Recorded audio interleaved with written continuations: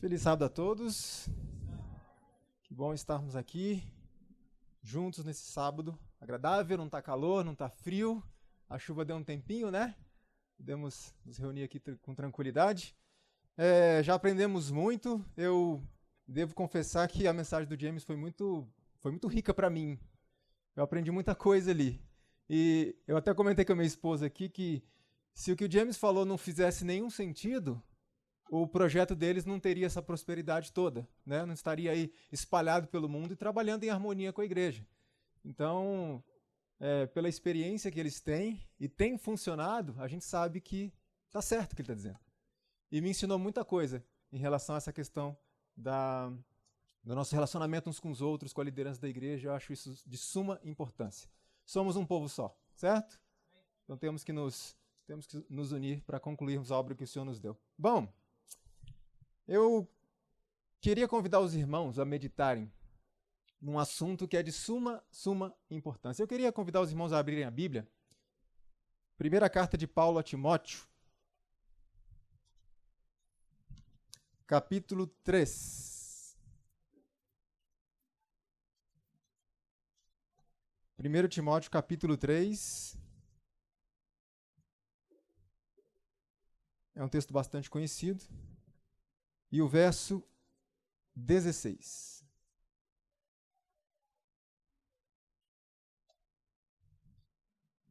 Primeiro Timóteo, capítulo 3, verso 16. Nós vamos ler o texto, mas eu vou convidar os irmãos a curvarem a fronte mais uma vez, que a gente vai pedir assistência do Espírito Santo. Vamos orar. Querido bom Pai que está nos céus, mais uma vez abrimos a Tua palavra.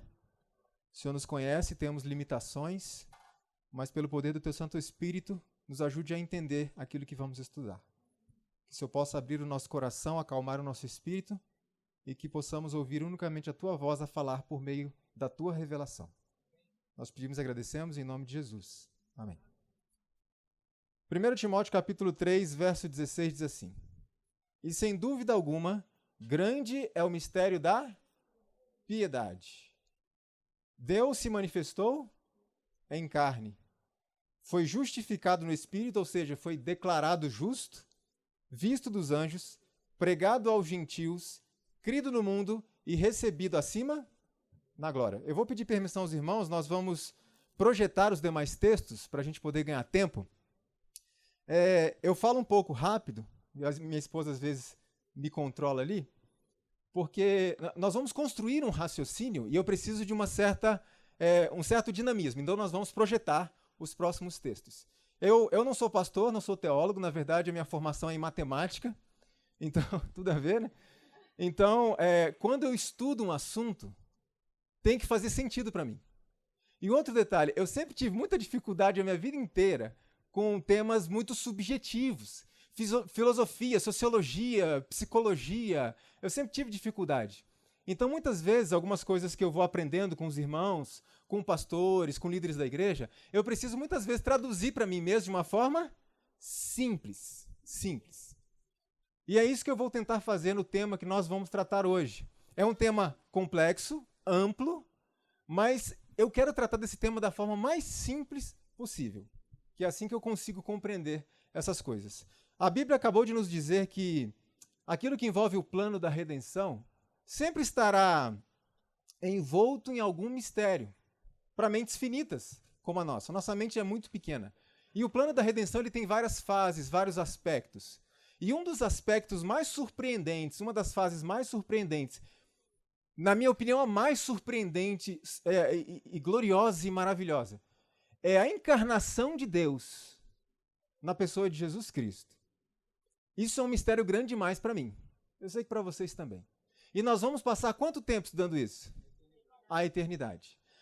Nós vamos ocupar nossa mente disso durante toda a eternidade. E muitos de nós já estamos ocupando a nossa mente já nessa terra. E isso é bom. Exato. Não é suficiente, mas é necessário.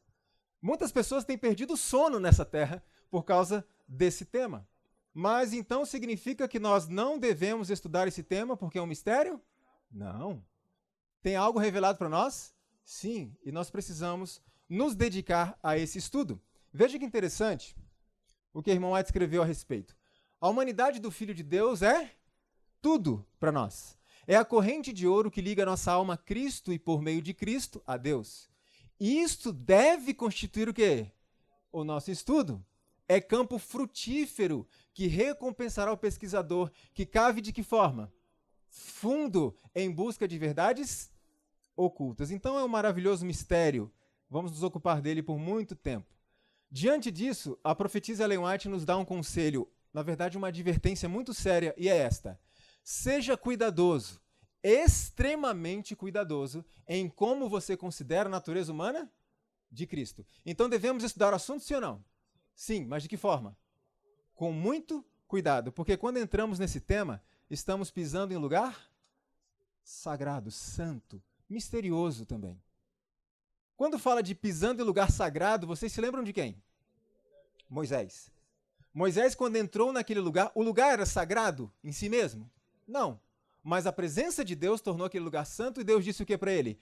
Tira as sandálias dos seus pés. O Espírito de Profecia comenta o seguinte: quando abordamos este assunto da humanidade de Cristo, bem faremos em levar a sério as palavras dirigidas por Cristo a Moisés junto à sarça ardente. Então, quando vamos estudar esse assunto, nós temos que tirar as nossas sandálias, porque vamos pisar em terra santa. Isso é extremamente sério. E essa atitude de Moisés de tirar a sandália dos pés representava o quê? Era uma atitude de reverência e uma coisa muito importante. Veja, devemos aproximar-nos deste estudo da humanidade de Cristo de que forma? Com a humildade de um discípulo. Significa então que nós devemos evitar uma coisa, e isso se chama arrogância, presunção. Então devemos estudar isso de que forma? Com humildade. De que forma então eu posso demonstrar arrogância? Primeiro, me recusando a dialogar. Isso é um problema ou não é? Não, eu já tenho minha opinião formada, não quero ouvir nenhuma outra opinião sobre o assunto. Ponto. Isso é arrogância. A outra forma que eu posso demonstrar arrogância, aceitando o diálogo, mas sendo desrespeitoso, grosseiro, irônico, sarcástico. Isso é um grande problema. A outra forma de mostrar arrogância, quando eu desprezo as ideias dos outros em vez de examiná-las. Isso é arrogância ou não é? Temos que examinar. Quarta forma de demonstrar arrogância, quando eu me convenço que eu já sei tudo. Que eu sou uma autoridade acima de quaisquer questionamentos. Ou seja, quando a minha compreensão do assunto eu considero como sendo inquestionável. Ponto final. Eu sou autoridade nisso. Isso é arrogância. Irmãos, deixa eu abrir um rápido parênteses aqui. Nós não vamos abrir espaço para a gente debater esse tema aqui. Tá claro? Então eu vou contar com a compreensão e a colaboração dos irmãos. Nós vamos expor um estudo aqui. Mas no dia a dia aqui, nós estaremos à disposição para bater um papo. Não tem problema nenhum. E pode ser que alguém se aproxime de mim e fale: Leandro, eu não concordo muito bem com algumas posições suas, eu tenho uma posição diferente. E pode ser que você me mostre algo que eu nunca tinha visto antes, sim ou não? E quando eu me deparo com isso, o que eu faço? Opa, esconde esse texto debaixo do tapete aí, depois a gente resolve. Isso? Não, eu tenho que ouvir. Há pessoas que podem se aproximar de mim, fazerem uma pergunta e, irmão, eu não tenho uma resposta para te dar nesse momento. E é vergonhoso isso? É o contrário. É uma atitude extremamente nobre dizer não sei.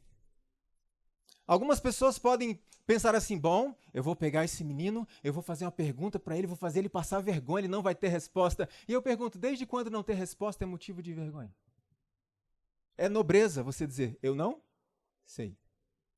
Então nós vamos estudar esse tema pensando nesse pano de fundo, a humildade. Nós vamos estudar esse tema por quanto tempo? Pela eternidade. Então nós não sabemos tudo. Na verdade, a gente pode dizer, né, André, que a gente não sabe nada ainda desse tema. Mas a gente deve estudar algumas coisas que nos foram reveladas a respeito. Outro detalhe. Quinto ponto, como eu posso demonstrar arrogância? Demonstrando um espírito combativo e não compreensivo. A gente precisa acabar com a guerra entre nós. E precisamos conversar, dialogar, trocar ideias. Eu vou fazer apenas uma palestra sobre isso, mas dividido em 3 partes, ok? Vão ser 3 partes durante o dia. E eu apelo aos irmãos que não tirem nenhuma conclusão antes de concluir a 3ª parte, ok? Ouça tudo. analise, examine. Como eu disse, a minha formação é na área de matemática. Então, eu investigo tudo e eu peço que vocês façam mesmo. Investiguem, examinem. Certa vez, Jesus fez uma pergunta aos seus discípulos e essa pergunta ecoa até os nossos dias. Veja qual foi. Quem dizem os homens ser o filho do homem? Alguns diziam que ele era Elias, outros diziam que ele era João Batista, ou Jeremias, ou algum profeta. No decorrer do tempo, outras teorias a respeito de Cristo surgiram. Por exemplo, algumas pessoas acreditavam que Cristo ele era um ser humano comum, como qualquer outro, mas ele viveu uma vida tão estritamente obediente à lei de Deus, de uma forma tão perfeita, que ele acabou sendo adotado por Deus, como seu filho. Essa corrente recebeu um nome. Qual foi? Adocionismo. Existia uma outra corrente também que dizia assim, Deus ele não pode se tornar um ser humano, isso é impossível, isso é um absurdo. Então Cristo veio a essa terra aparentando ser um ser humano. E essa corrente também recebeu um nome, chamava-se docetismo. Então várias correntes no decorrer do tempo foram surgindo a respeito de Cristo e de sua humanidade. E no meio adventista surgiram duas correntes também, que tem causado grandes problemas e grandes conflitos entre nós, sim ou não? Que duas correntes foram essas? Pré-lapsarianismo e pós-lapsarianismo. O que significa isso?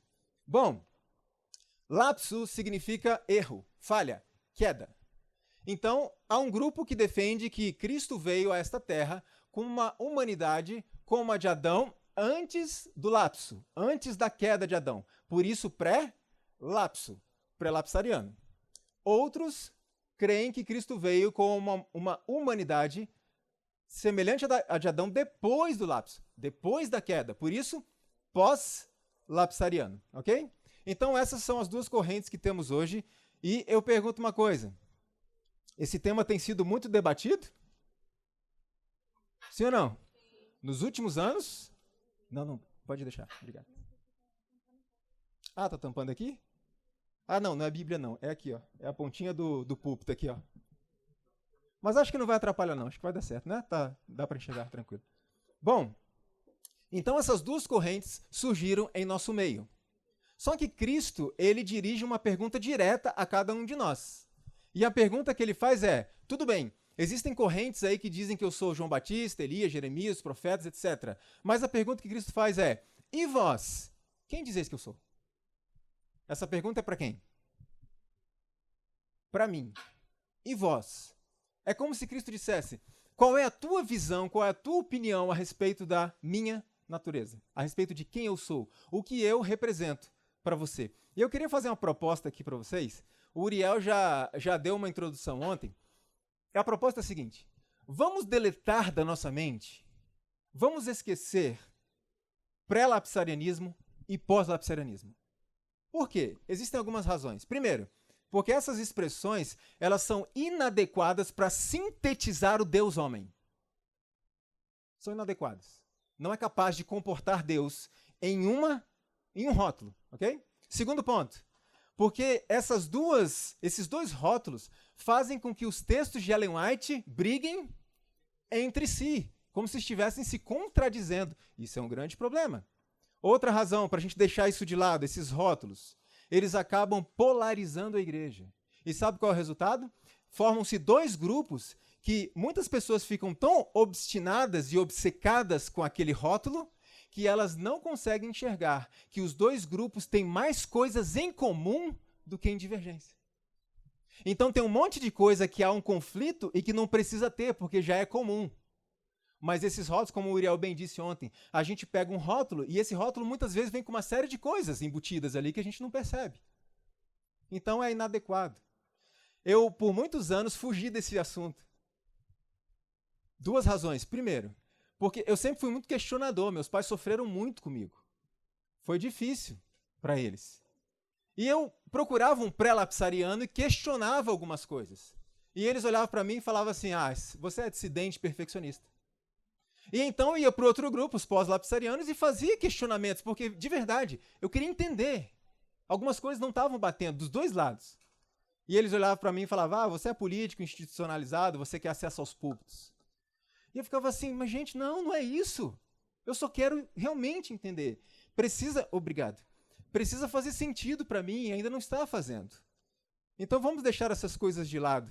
Essa polarização atrapalha o diálogo. Agora, a gente tem que reconhecer uma coisa, irmãos. Tem gente sincera nos dois grupos? Sim ou não? Sim. E a gente precisa evitar essa tendência. Eu tenho a minha posição. Se a sua é diferente da minha, você é herege, você está corrompido, apostatado. A gente precisa parar com isso. Porque tem gente sincera dos dois lados, nos dois grupos. Então, resumindo, eu creio que é mais produtivo se a gente deixar esses rótulos de lado e nós estudarmos todas as características da divindade, ou melhor, da humanidade de Cristo que nos foram apresentadas pela Bíblia e pelo Espírito de profecia, em vez de engessar Jesus em A ou B. Então vamos analisar um contexto geral. Outro cuidado que precisamos ter, isso é muito importante. Ao estudarmos a natureza de Cristo, o padrão para estudarmos não pode ser eu. Entendem? Nós muitas vezes queremos usar o ser humano como padrão para definir a natureza humana de Cristo. A questão não é o quanto Cristo era igual a nós, a questão é o quanto nós podemos ser como ele. Esse é o foco, é Cristo que é o foco, não é o ser humano. Então vamos estudar todos os aspectos relacionados à humanidade de Cristo naquilo que nos foi revelado. Todo mundo concorda aqui que Jesus é, foi e sempre será Deus, sim ou não?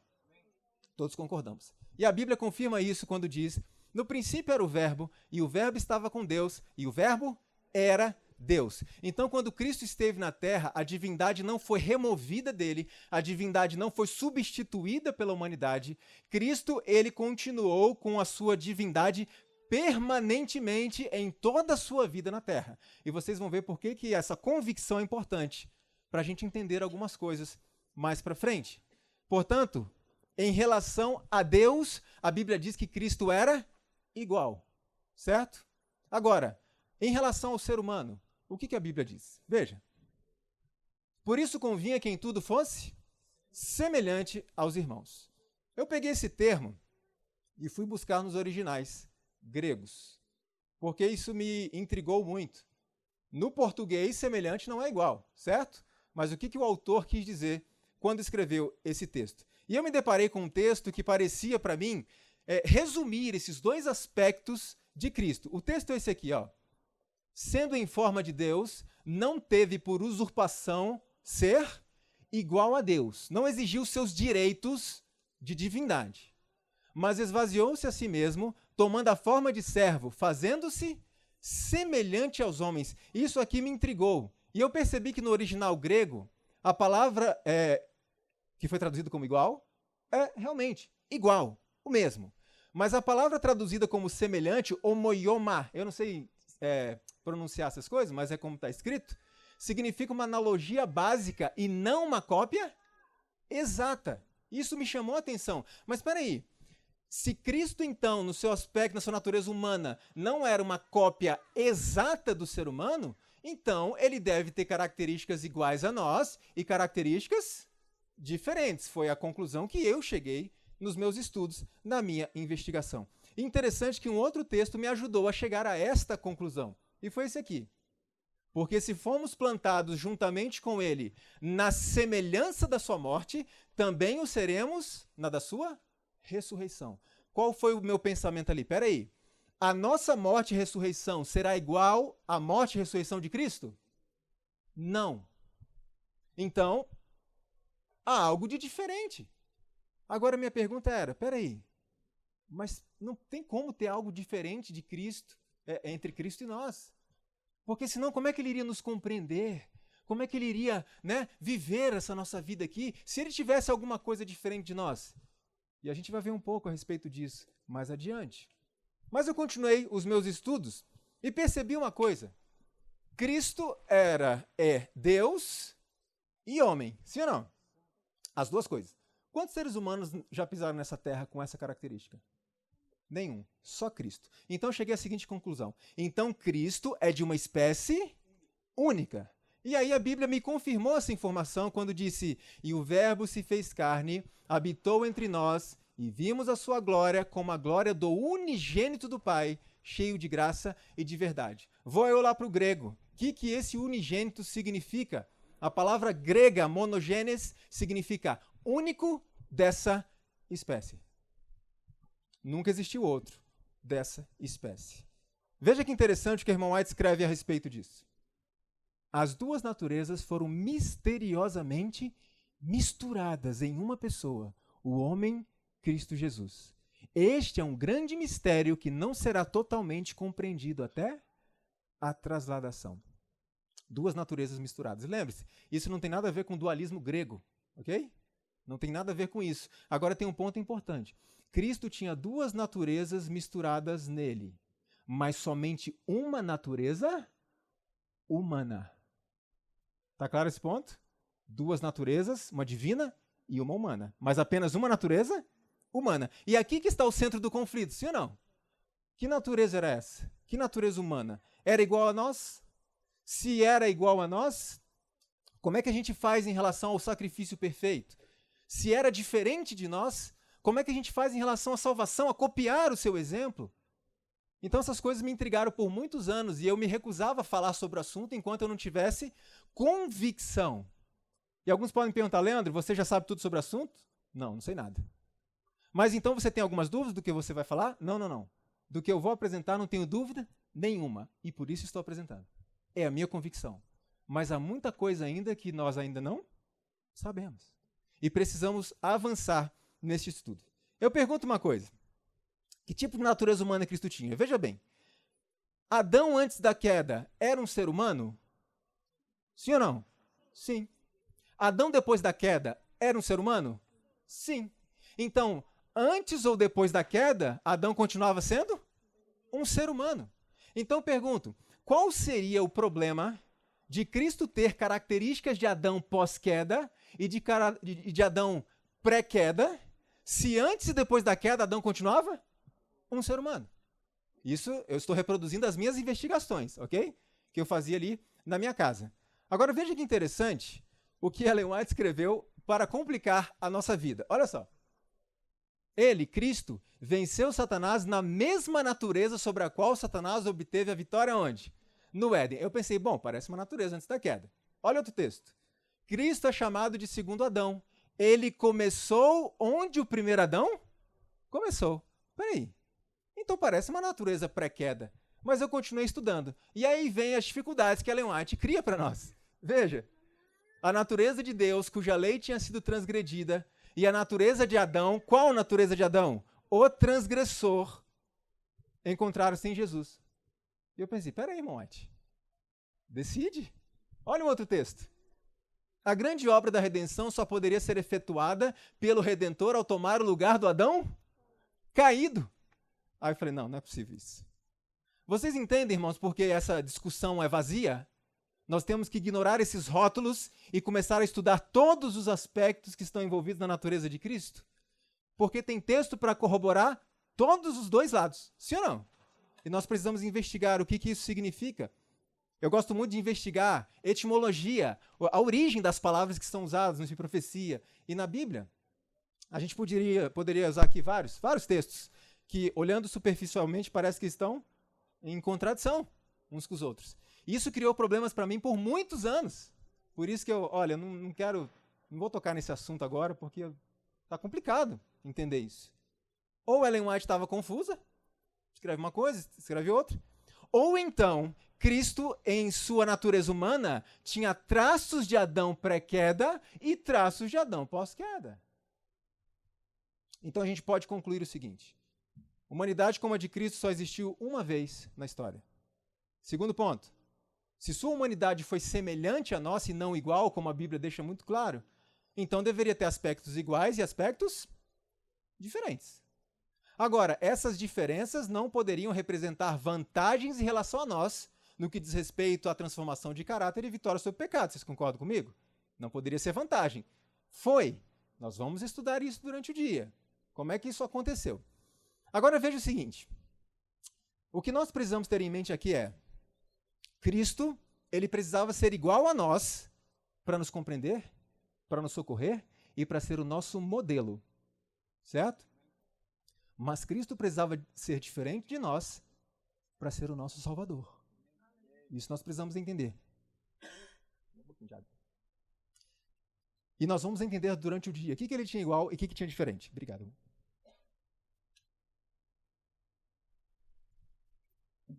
Eu quero usar uma analogia.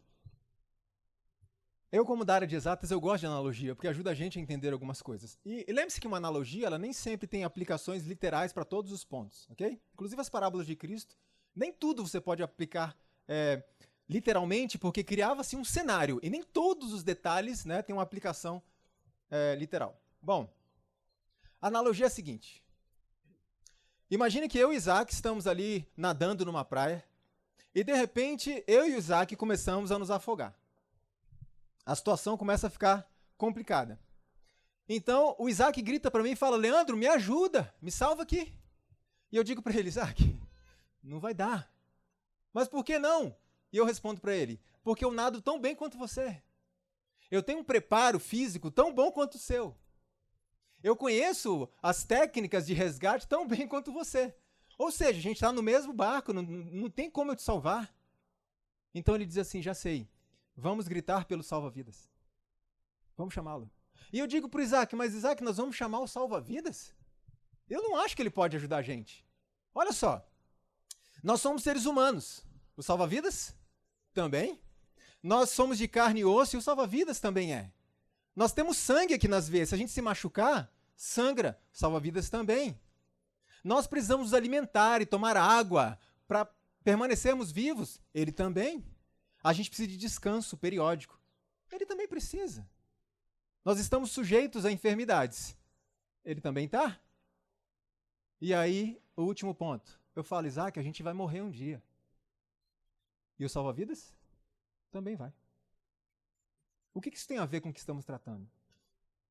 Todos nós estávamos nos afogando no mar do pecado. E olhávamos uns para os outros e diziam, me ajuda, irmão. E o que o irmão respondia? Tem como te ajudar, eu estou na mesma situação sua. Então o irmão diz assim, eu tenho uma ideia, vamos gritar pelo Messias. Ele está aqui nessa terra. E eu digo, não, ele não pode ajudar a gente. Querem ver por quê? Nós somos seres humanos, irmão. E o Messias? Também. Nós somos de carne e osso. O Messias também é. Nós temos sangue nas veias, nos machucamos e sangramos, o Messias também. Nós precisamos nos alimentar e tomar água para não morrermos, o Messias também. Precisamos de descanso, estamos sujeitos a enfermidades, o Messias também. Irmão, a gente vai morrer um dia. O Messias também. Como é que ele pode nos salvar? Só que o Isaac, quando estávamos nos afogando lá no mar, ele disse assim, é verdade, Leandro, o salva-vidas é igualzinho a gente. Mas tem um detalhe, o salva-vidas é nada melhor. Ele tem um preparo físico muito melhor. E, principalmente, ele conhece técnicas de salvamento. Então, o Messias pode nos salvar? Se ele é igual a nós? Pode. Porque ele tem um detalhe. Ele nada melhor do que nós. Ele enfrenta essa correnteza do pecado muito melhor do que nós. Ele tem um preparo espiritual melhor do que o nosso. E, principalmente, ele conhece como ninguém técnicas de resgate de pecadores. Quando nós olhamos para Cristo unicamente como um modelo a ser copiado, a gente se esquece que Ele é a plataforma na qual a nossa salvação é possível. Lembre-se sempre disso. Por isso eu entendi que Ele precisava ser igual a nós e também precisava ser diferente de nós. Por isso eu creio particularmente que essa disputa pré e pós não está nos levando a lugar nenhum. Aliás, está. Mas não para onde deveríamos estar indo. Precisamos entender quais são as características da humanidade de Cristo que seriam necessárias para que ele pudesse ser exemplo e salvador, sacrifício e sacerdote. Então, Jesus era igual a nós em quê? Era diferente de nós em quê? E naquilo que era diferente de nós, não foi uma vantagem para ele, coisa que nós não podemos ter? Vocês vão entender que não foi uma vantagem. Vamos começar do princípio. A Bíblia diz o seguinte a respeito de Cristo. Está aí o texto? Ah, não, desculpe. Aqui está. Ora, o nascimento de Jesus Cristo foi assim. Estando Maria, sua mãe, desposada com José, antes de se ajuntarem, achou-se ter concebido do Espírito Santo. Então, nos meus estudos, eu pensei, peraí, eu fui concebido de um homem e uma mulher. Então, eu percebi que logo em sua concepção já havia algo que fugia completamente a qualquer explicação científica e humana. Então, já no seu nascimento, ele era igual a mim? Já tinha algum ponto diferente. E eu estava ali me questionando porque os textos da irmã White martelavam a minha cabeça, eu não conseguia entender isso. Quantas contradições parecem existir nos seus escritos. Por outro lado, o feto se desenvolveu como qualquer um de nós. Jesus nasceu como um bebezinho indefeso, precisou do amparo, do cuidado dos pais. Ele precisou ser amamentado?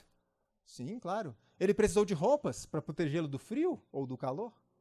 Ele certamente sentiu algumas dores e desconfortos próprios dessa fase do bebezinho. Agora eu queria abrir um parênteses importante, porque quando falamos de filhos, somos levados a refletir a respeito da grande responsabilidade de quem? Dos pais. Irmãos, esse assunto é de tamanha seriedade, e vocês vão entender um pouco melhor por que isso. Existe um risco incalculável quando os pais negligenciam a educação dos seus filhos. Desde quando? A partir de quando? Melhor dizendo. As influências pré-natais, antes do nascimento.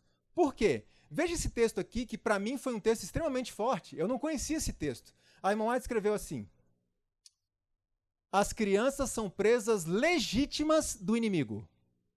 O que quer dizer legítimo? É algo amparado em lei.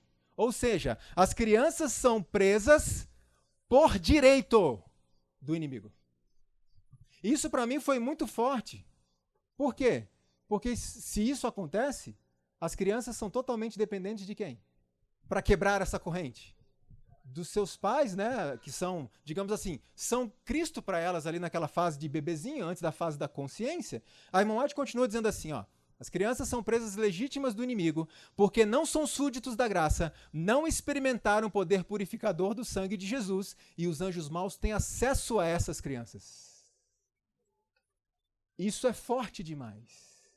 É por isso que a irmã White escreve que, em muitos casos de crianças que morrem muito novinhas antes da fase da consciência, ela escreve que a fé de quem salva elas? Dos pais. E o que é fé? Excelente. Submissão. A submissão dos pais a Deus, às ordens de Deus, salva esses bebês. Agora, casos e casos. Não vamos entrar nesse termo, porque até Ellen White evitava essa discussão.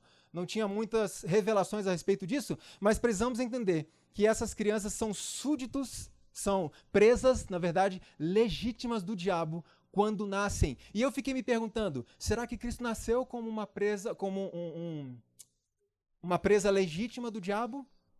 Veja o que mais. Os pais têm um grande trabalho a fazer nesse sentido, corrigindo e subjugando os filhos, e então trazendo-os a Deus e reclamando sua bênção sobre eles. Pelos esforços fiéis e incansáveis dos pais, e pela bênção e graça rogadas de Deus sobre os filhos, o poder dos anjos maus, então, será quebrado, porque todas as crianças nascem como presas do diabo por direito dele. Isso é forte. Agora, Cristo nasceu nessa condição? Era o que eu estava meditando. Qual é o problema que torna crianças, bebezinhos, presas legítimas de Satanás? Veja a resposta. Permitir que o egoísmo, a cólera e a voluntariedade, a indisciplina, sigam sua direção quando? Nos primeiros 3 anos de vida de uma criança, e difícil será levá-la a submeter-se à sã disciplina. O que esse texto falou para mim nos meus estudos? Que uma criança, ela demonstra egoísmo, cólera e voluntariedade já quando? Desde o nascimento, antes dos 3 anos de idade.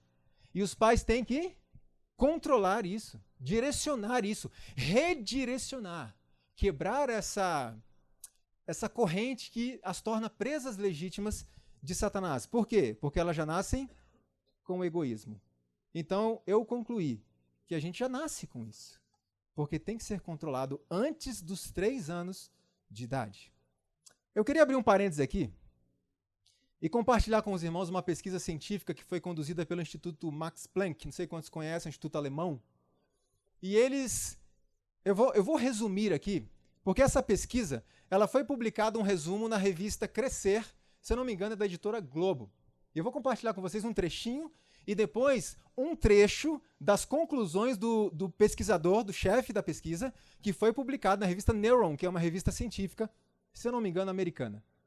Essa revista aqui está o artigo completo. Quem quiser, ok, pode me pedir que eu envio.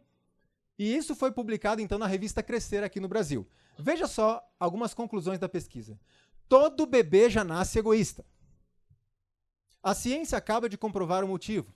A área do cérebro responsável por nossos impulsos e pelo autocontrole é extremamente imatura em um recém-nascido e pouco se desenvolve até os 6 anos de idade. Só a partir daí, essa região chamada córtex pré-frontal dorsolateral, aí é para o Paulo entender essas coisas, só a partir daí começa a amadurecer. Os primeiros sintomas de egoísmo e egocentrismo começam cedo e são o quê? Inconscientes. Então, antes da fase da consciência da criança, isso já está se desenvolvendo ali, ou ela já nasce com aquilo ali. A fase do é tudo meu atinge o ápice quando?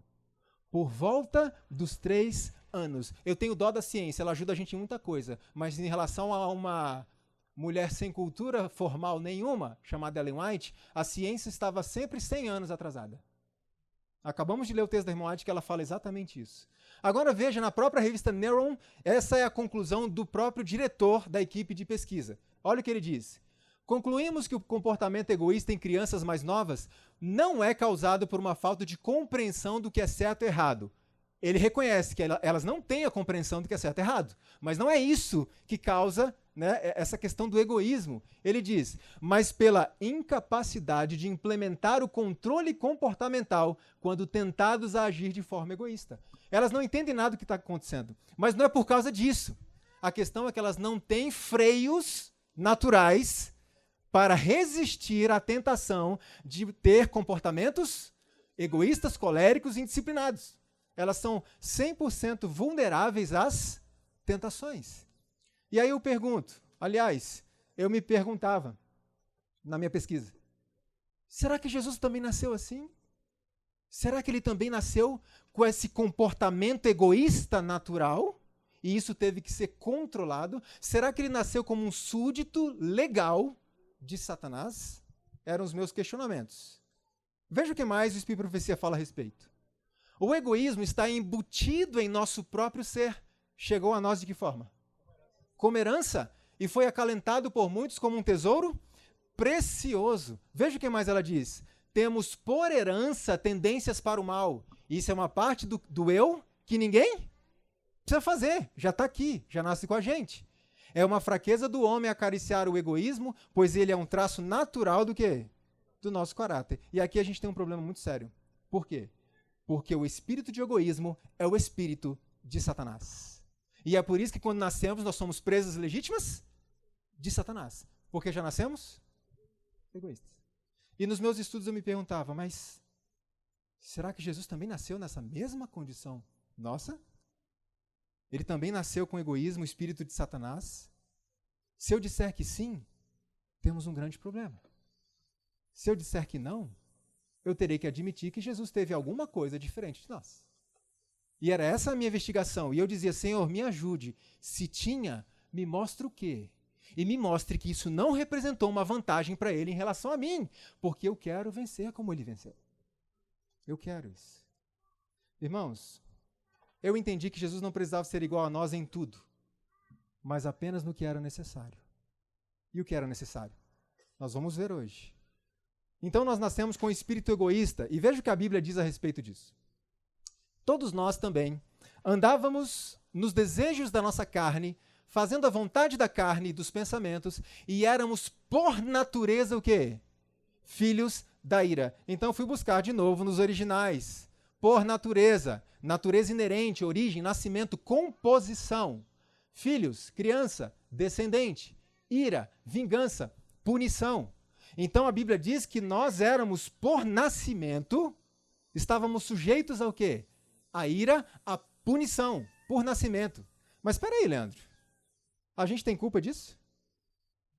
Você está dizendo que a gente é culpado quando a gente nasce e que a gente merece a punição quando nasce? Não, não é isso que eu estou dizendo. Estou dizendo que nós já nascemos passíveis, suscetíveis, sujeitos, aptos para a condenação. Por isso somos presas legítimas de Satanás. Isso precisa ser quebrado. Eu vou usar outra analogia. E essas analogias eu crio para mim mesmo, para que eu possa compreender bem. A analogia é a seguinte. Imagina que você tem um câncer. Você vive um estilo de vida como Deus pediu. Mas isso nos impede que em algum momento a gente desenvolva alguma enfermidade no mundo que vivemos? Não. Então eu sempre digo que reforma de saúde, a saúde é um presente. A essência é submissão a Deus, independentemente de qual seja o resultado. Submissão. Deus pediu, eu faço. Então, imagine que você tem um câncer, você não sabe disso e você não tem culpa disso, porque você tem vivido dentro dos princípios que Deus estabeleceu. Eu pergunto uma coisa. Se você não sabe, não tem consciência e não tem culpa, significa que o câncer não está ali? O câncer está ali. Mesmo que você não saiba, mesmo que você não tenha culpa, o câncer está ali e você precisa de tratamento. E aí, no aspecto espiritual, Jesus disse assim, eu vou enviar o Espírito Santo. E ele vai fazer o quê? Convencer vocês de que vocês precisam de tratamento. Porque muitas pessoas até hoje não sabem que precisam desse tratamento. Então não estou dizendo que um bebezinho é culpado. Estou dizendo que todos nós nascemos suscetíveis à condenação. Está ali o problema e precisa de tratamento. E qual é o tratamento? Veja. A santidade de coração e pureza de vida, eis os grandes objetivos dos ensinos de Cristo. Sem essa santidade, o coração humano é o quê? Egoísta, pecaminoso e depravado. Então, qual é a solução para esse câncer? Nós precisamos de santidade. Essa é a solução. Agora, como é que você pode receber essa solução? Existe um grande problema para nós, que é esse aqui, ó. Homem algum recebe santidade como direito de nascimento. A gente nasce com santidade? Não. A gente nasce com o quê? Egoísmo. E nós precisamos receber o quê? Santidade. Precisamos do tratamento para esse problema que temos. E aí eu me perguntava em meus estudos, Cristo também se enquadra nessa característica?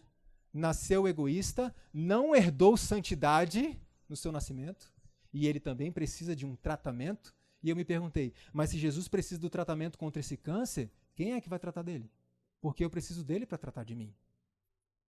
Então eu entendi o perigo que é engessar Cristo apenas como um modelo, como um exemplo. Porque ele é mais do que isso. Ele é o Salvador. Então ele precisava ser como nós para ser exemplo, mas para ser Salvador ele precisava ser um pouco mais do que nós. E nós vamos entender, irmãos, isso aqui é muito lindo. Não representou vantagem nenhuma para ele. Na verdade, aquilo que nós passamos, a gente fala assim, não, mas se fosse assim, Jesus não entenderia a gente. Irmãos, a gente é que não entende ele.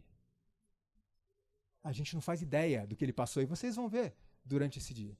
Então veja, precisamos da santidade. E eu me perguntei, e Cristo? Veja o que a Bíblia responde, nós já vimos. Por isso também o santo que de ti há de nascer será chamado Filho de Deus. Então eu pergunto, Cristo, ele recebeu essa santidade quando? Ele já nasceu assim. Ele já foi declarado justo, ele já foi declarado santo antes de nascer. Você e eu somos declarados justos pelo sangue expiatório de Cristo. Cristo foi declarado justo, como nós lemos no começo, porque ele era em si mesmo. Isso não é igual a nós. Olha um outro texto. Diz assim, não houve um só ato egoísta em toda a sua vida. Então pense comigo. Antes da fase da consciência, ali, nos primeiros anos de vida, eu manifesto comportamentos egoístas, sim ou não? Até a ciência hoje confirma o que Ellen White já disse muito tempo atrás. Mas a irmã White escreveu que quantas vezes Cristo demonstrou um ato egoísta? Nunca, nenhuma. Então, eu concluí que mesmo na fase de inconsciência, como um bebezinho ainda, Cristo nunca teve uma demonstração de egoísmo. E eu pensei, mas isso não é igual a mim. Mas se não é igual a mim, então foi uma vantagem para ele, que eu não posso ter. E aí, nós vamos falar sobre isso. Aguentem.